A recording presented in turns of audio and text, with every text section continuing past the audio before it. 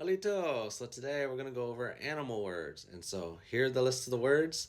And the English is on there, so we're just going to look at the Choctaw words. Let's get started. Number one, ofi.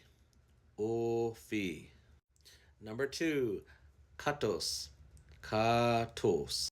Number three, wak. Wak. Number four, isi. Isi. Number five, nita. Nita. Number six, hoshi. Hoshi. Number seven, nani. Nani. Number eight, nakishwana or nanishwana. Nakishwana. Nanishwana. That's all for this video. Next time we're going to be talking about more animals in part 2.